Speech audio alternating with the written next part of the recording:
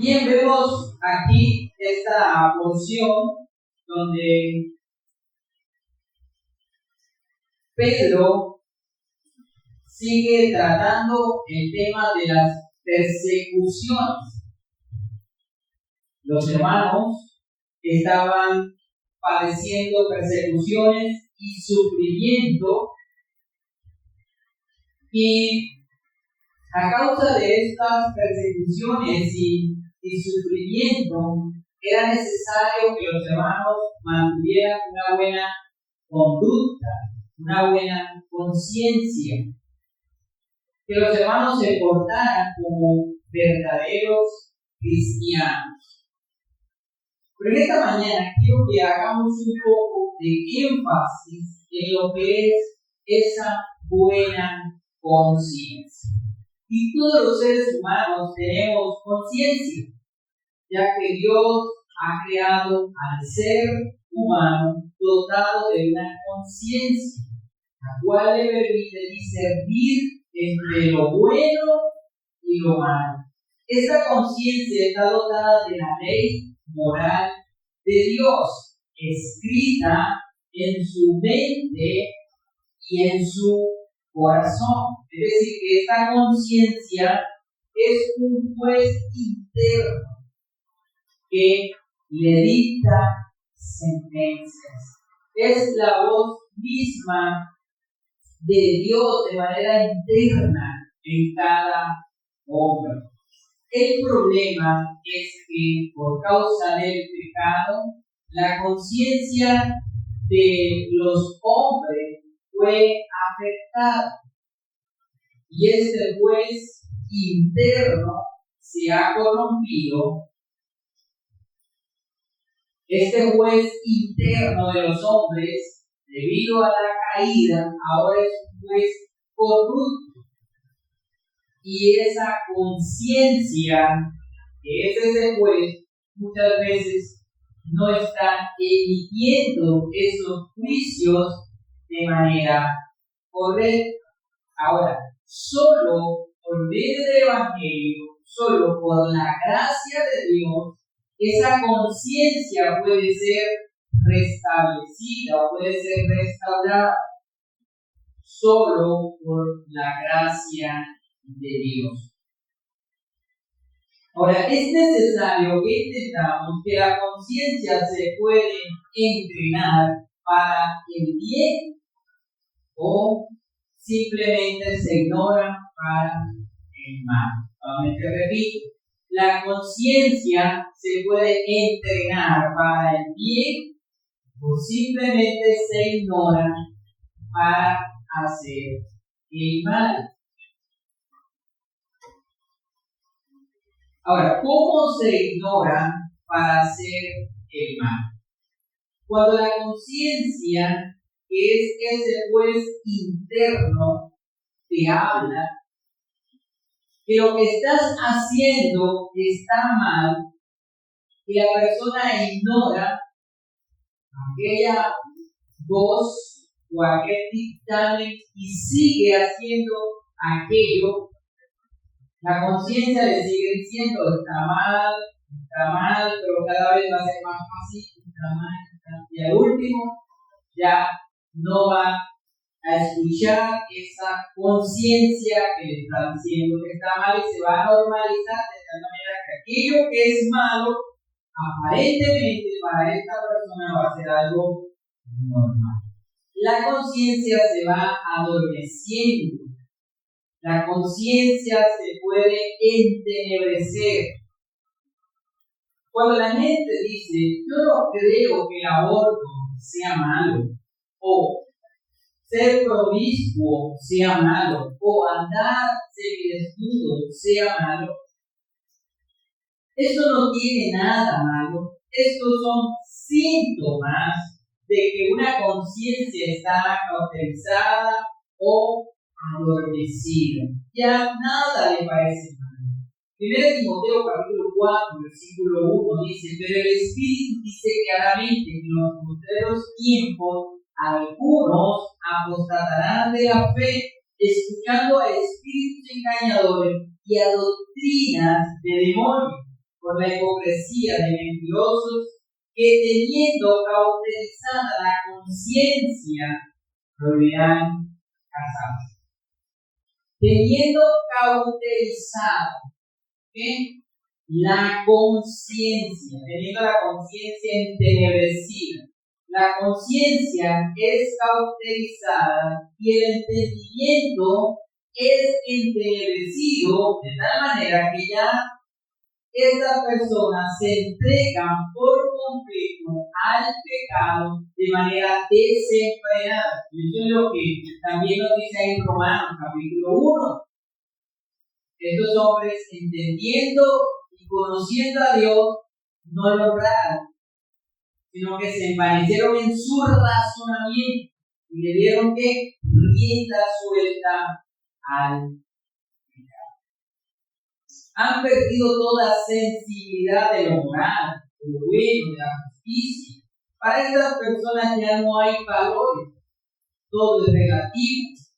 Hoy en día vivimos en un mundo y en un tiempo donde prolifera el relativismo y lo subjetivo, donde para muchos no hay valores absolutos. Todo es relativo, todo depende desde la perspectiva que la persona lo ve. Es decir, para mí puede ser malo, pero para el otro puede ser bueno, porque todo es relativo. Así piensa una persona que tiene su conciencia cauterizada o entenebrecida. Por eso el apóstol Pedro les escribe a estos hermanos para que tengan mucho cuidado y puedan ejercitar su conciencia de tal manera que puedan tener una buena conciencia. En primer lugar, entonces tenemos una buena conciencia, y una buena conciencia procura el bien. Una buena conciencia procura el bien.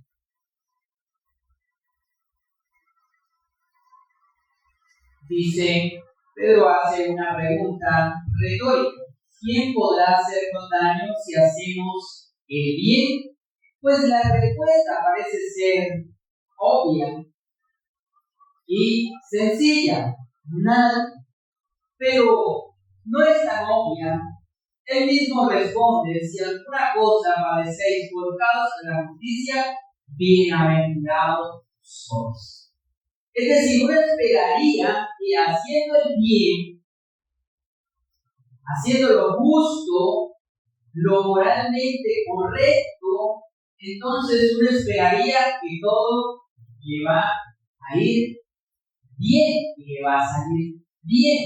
Pero cuando se trata del cristianismo, cuando se trata del evangelio, hay opositores. Hay quienes se oponen a la luz del evangelio, hay quienes se oponen a estas verdades absolutas y entonces, en vez de elogiar lo bueno, terminan rechazándolo y los cristianos terminan siendo perseguidos y martirizados por causa de hacer el bien o por causa de la justicia de Cristo. Aquí Pedro está hablando con los hermanos que sufren por causa de la persecución.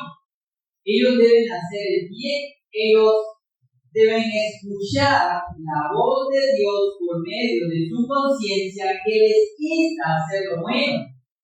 Pero, ¿qué es lo bueno dentro del contexto de lo que Pedro nos viene enseñando? Es bueno que lo entendamos. Pedro nos ha venido enseñando que nosotros nos debemos someter a las leyes, que debemos someternos al rey, a los gobernantes, que los trabajadores deben someterse a sus amos, que las esposas deben someterse a sus esposos. Igualmente los maridos deben amar y honrar a sus esposas como a vasos más frágiles. También el apóstol Pedro nos había dicho que nosotros como cristianos debemos comportarnos como tales, es decir, soportar a nuestro hermano, amarnos los unos a los otros, tener comunión, ser todos de un mismo sentir, en donde consideramos a nuestro hermano aún como superiores a nosotros mismos, y de esta manera convivimos como cristianos, soportando aún las flaquezas de nuestro hermano y perdonando cuando falla. Todo esto implica hacer el bien o hacer lo bueno.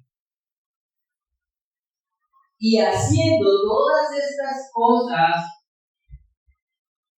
quizás nosotros esperaríamos, o quizás estos hermanos esperarían que todo va a ser bien. Pero Pedro nuevamente sigue enfatizando, porque estos hermanos eran hermanos que sufrían y estaban familiarizados con el sufrimiento. Ellos estaban siendo perseguidos y aún haciendo el bien, aún obedeciendo al rey, a los gobernantes.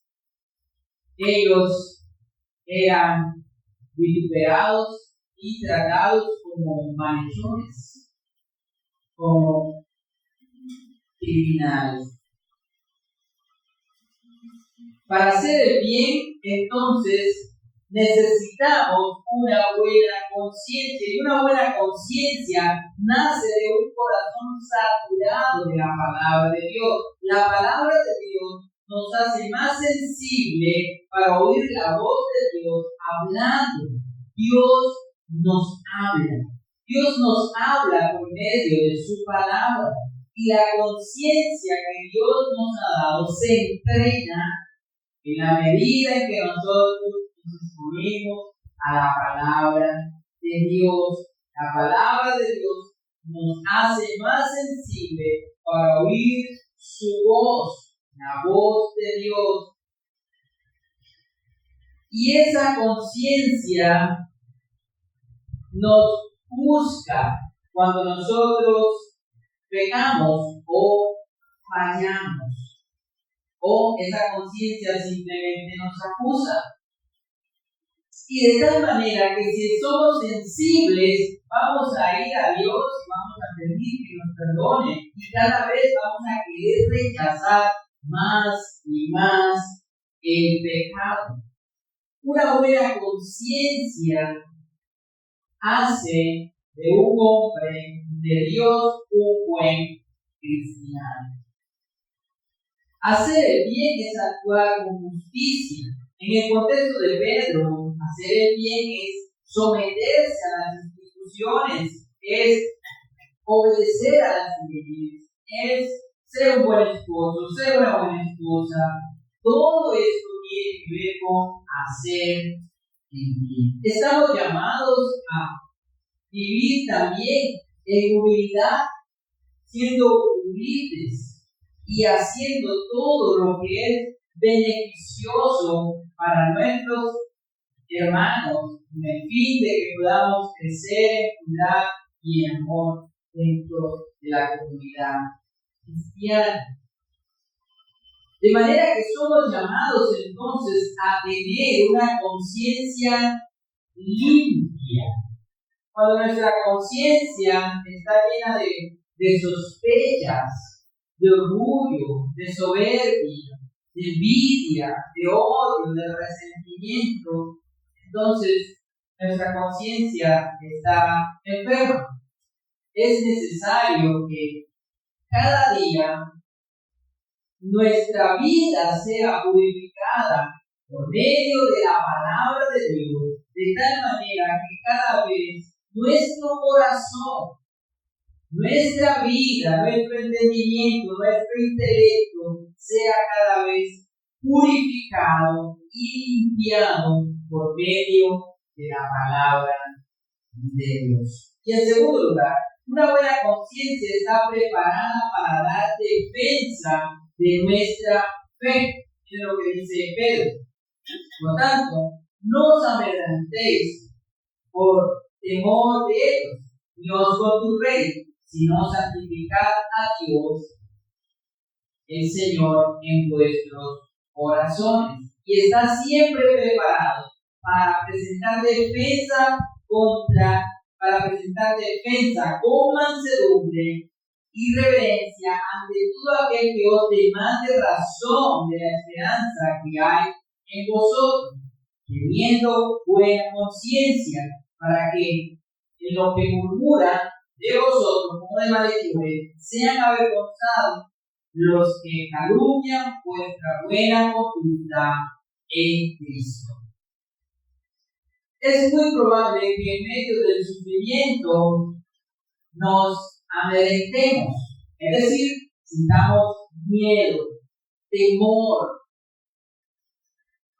Por medio de las persecuciones puede venir miedo, angustia. Es muy probable que el miedo, la duda, nos invada para nosotros poder testificar y seguir haciendo el bien. A veces esa persecución y esa presión va a llevar a muchos a decir, bueno, no vale la pena, las cosas están saliendo mal. Y este es el consejo de Pedro: no os amedrentéis. Hermanos, nosotros estamos viviendo en tiempos de bonanza, en donde pocas veces somos vituperados, pocas veces somos, digamos, acusados. No vemos cristianos siendo martirizados allí en nuestro vecindario. No vemos estas cosas y estamos muy tranquilos. Pero debemos prepararnos, porque los cristianos deben estar preparados para el sufrimiento. Deben estar preparados para cuando llegue la aflicción. No sabemos en qué momento llegue, ni cómo llegue, pero los cristianos van a enfrentar sufrimiento en esta tierra. Y por eso el apóstol Pedro nos insta cada día a hacer el bien y a santificar nuestras vidas y cada día buscar el rostro de Dios y fortalecernos en Él.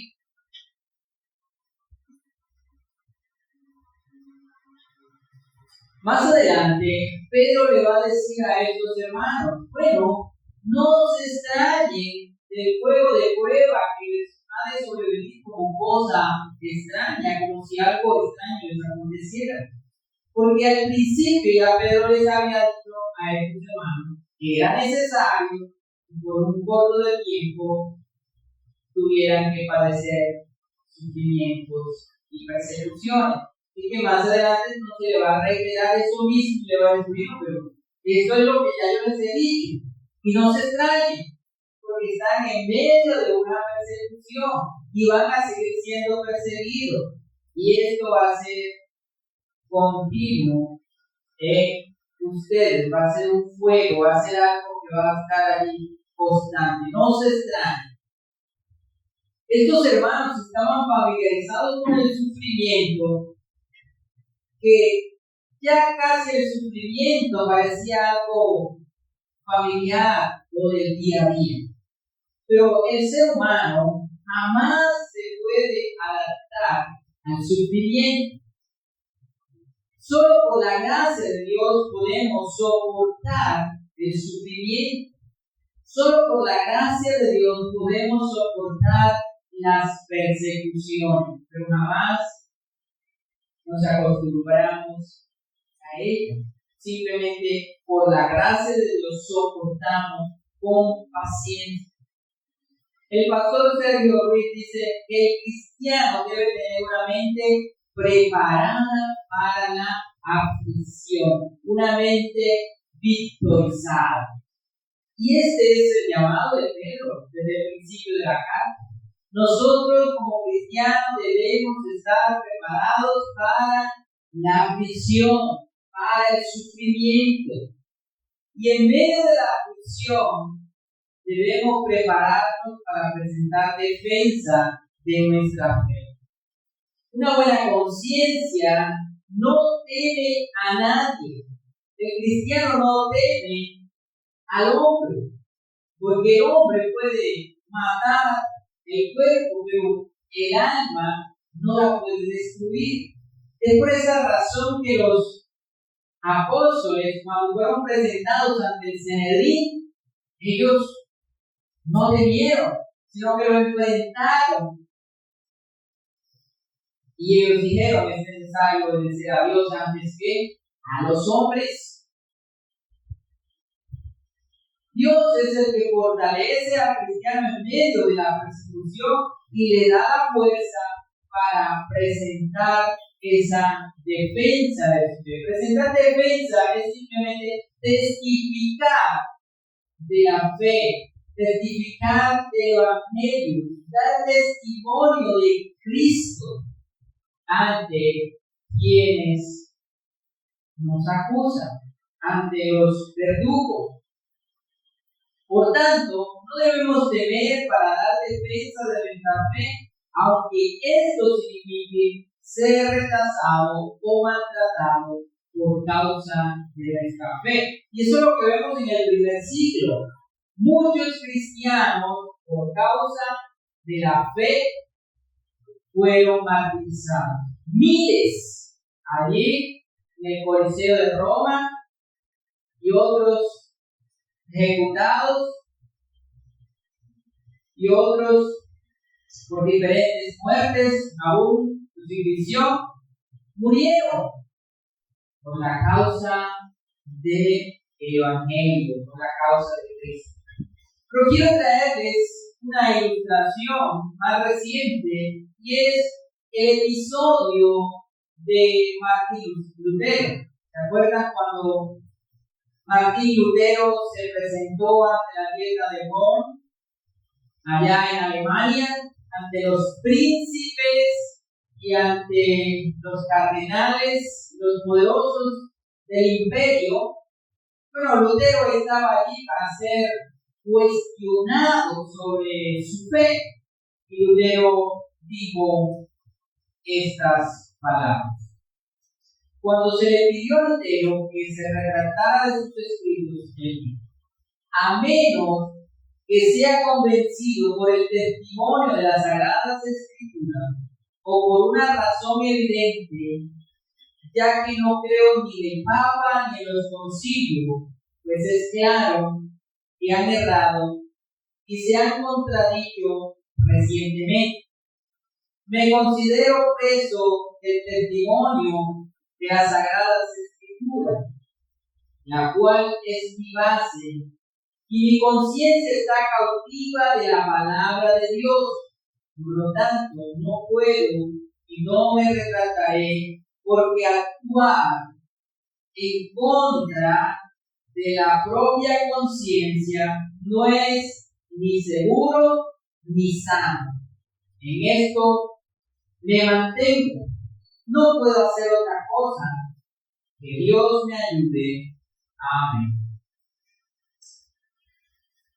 Mis hermanos, no fue fácil para Lutero decir estas palabras. El día antes, él se había presentado ante estos cardenales y príncipes y más de 500 personas allí, y su voz había temblado, y él pidió que se le diera otro día para pensar sobre esa respuesta. Y entonces, después que se retiró, que se le concedió pues esa prórroga de 24 horas, él se retiró y esa noche oró a Dios para que le fortaleciera a hacer defensa de la fe. La pregunta era sencilla y llana: ¿te retratas a tus escritos? Por cual Lutero, con voz temblorosa, pidió ese día un día más. Y luego entonces El día siguiente, él confesó a Cristo y no se retractó a sus escritos. Y la sentencia era la muerte. Pero por la gracia de Dios, su vida fue preservada. Amados hermanos, dar defensa de nuestra fe en ocasiones no va a ser nada fácil. Quizás nosotros por allí, por la calle, alguien nos pregunta, ¿eres cristiano? Sí, soy cristiano. ¿A qué iglesia vas? No, voy a la iglesia bautista, reformada. Así que bueno. Y quizás puedes hablar algo con esa persona y va a ser un poco sencillo. Pero cuando se trata de testificar a Cristo y que esta testificación implique consecuencias para tu propia vida y que de este testimonio dependa si vives o mueres, es difícil. Es difícil. Y por eso debemos preparar nuestras vidas. Y por eso debemos sumergirnos en la palabra de Dios. ¿Para qué? Para que nuestra conciencia esté saturada de la palabra de Dios, de tal manera que en el momento de presentar defensa podamos dar testimonio de que nuestra conciencia no nos traicione, sino que podamos estar firme en nuestra convicción, en nuestra fe en Cristo. Podamos decir, como nuestro hermano Lutero, mi conciencia está cautiva a la palabra de Dios. Hermano, solo debes saturar tu mente y tu corazón con la palabra de Dios y tendrás una buena conciencia que no se amedrenta por amenazas del hombre, sino que la misma palabra le dará el valor para hacer defensa de la fe, testificando la obra de Cristo, el cual sufrió y padeció en el madero de la cruz para darnos la salvación. ¿Y cómo podríamos negar a aquel que lo dio todo por nosotros? ¿Cómo podríamos negar a aquel que sufrió en el madero de la cruz para salvarnos? De ninguna manera. ¿Cómo nos podríamos avergonzar? Y por eso Pablo, escribiendo a Timoteo, dice: el que le negare, él también le negará en aquel día delante de su Padre. Pero quien lo confesare, él también lo confesará delante de su Padre.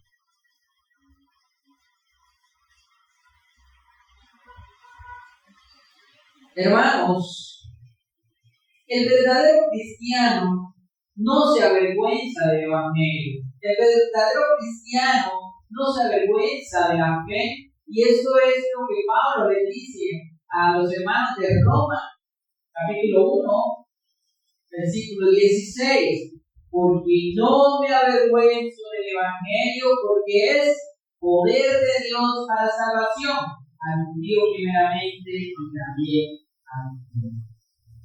El verdadero cristiano no se avergüenza de dar testimonio de Cristo.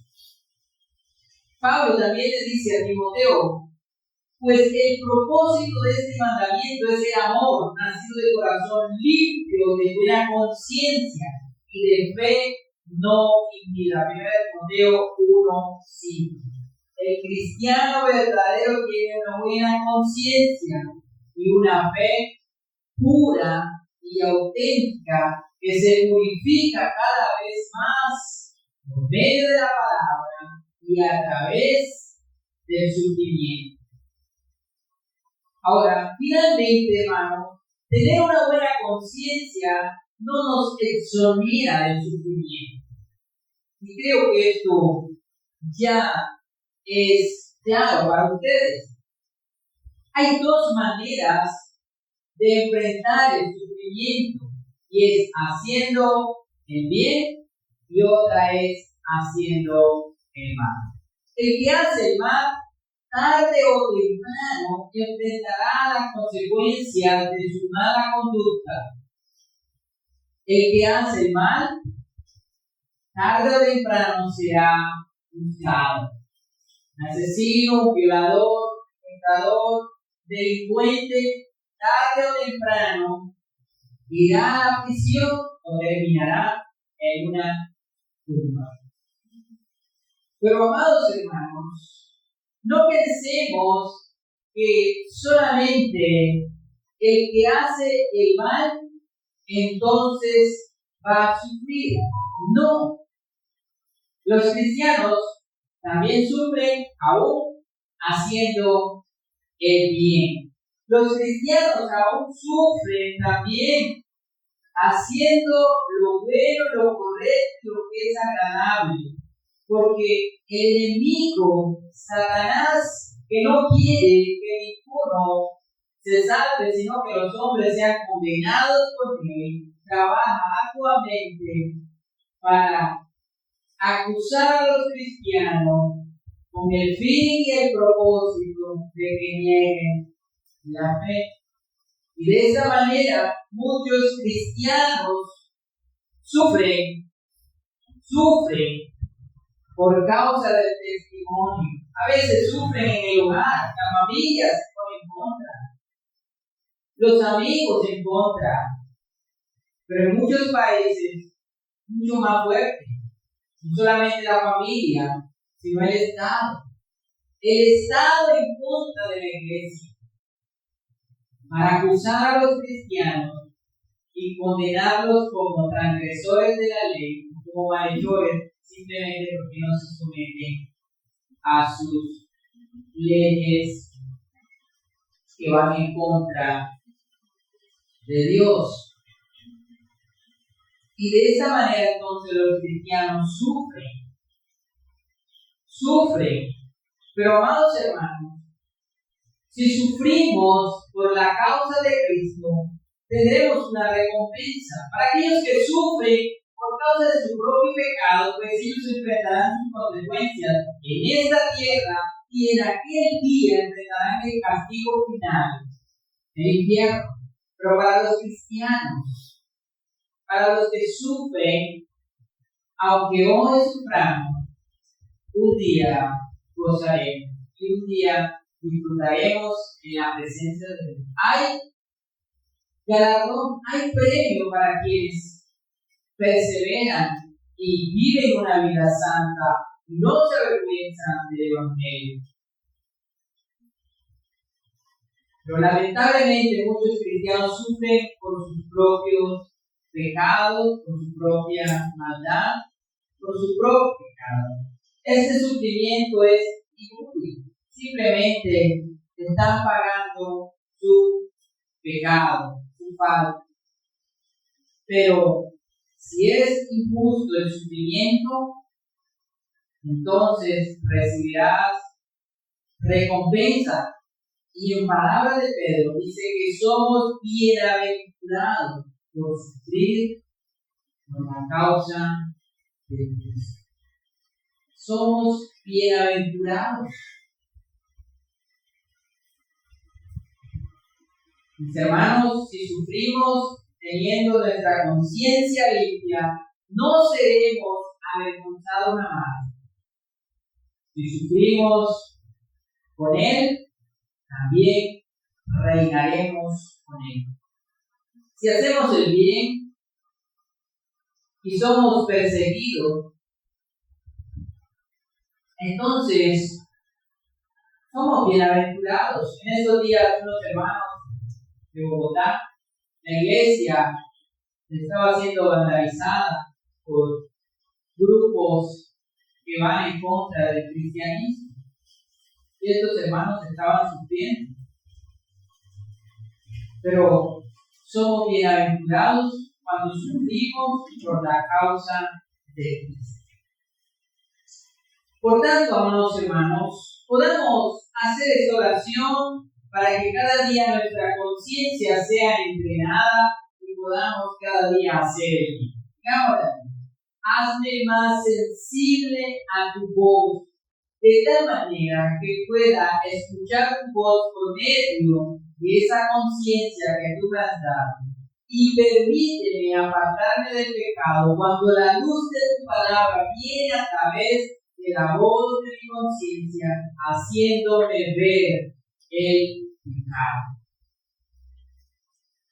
Mis hermanos, Dios nos habla constantemente, pero el hombre ignora la voz de Dios. El hombre ignora su conciencia y no obedece. Y sabe que está haciendo el pecado y sigue haciendo el pecado. Quiero decirte hoy, amigo, que lo primero que Dios hace en el creyente es despertar la conciencia, es renovar su entendimiento, de tal manera que pueda ser sensible a la voz de Dios, pueda entender su pecaminosidad, se pueda apartar del pecado y pueda poner su fe en Cristo. Eso es lo primero que Dios hace en el hombre. Lo segundo es llevarlo a la cruz a reconocer su pecado. Y estando en la cruz, entonces, humillado, allí pueda arrepentirse. Si hay alguno que hoy todavía su conciencia está cauterizada por el pecado, te invito en esta mañana para que vaya a la cruz de Cristo y hoy mismo sea liberado y sea salvo. Oremos. Padre, te damos gracias por tu amor. Gracias por tu misericordia. Gracias te damos, Señor, en esta preciosa mañana. Gracias por salvarnos y gracias también por liberar nuestra conciencia, por hacernos sensible a tu voz. Gracias te damos, oh Dios, porque tú nos haces ver el pecado. Y cuando pecamos, inmediatamente nos juzgas a través de nuestra conciencia y de nuestro entendimiento. Y la luz de tu palabra entra en nuestra vida como un rayo, reprendiéndonos y llevándonos a la cruz de Cristo. Gracias te damos en esta mañana, Dios. Guíanos cada día y ayúdanos a ser cada vez más sensible a tu voz, de tal manera que tengamos una buena conciencia. Gracias te damos. Amén. Y amén.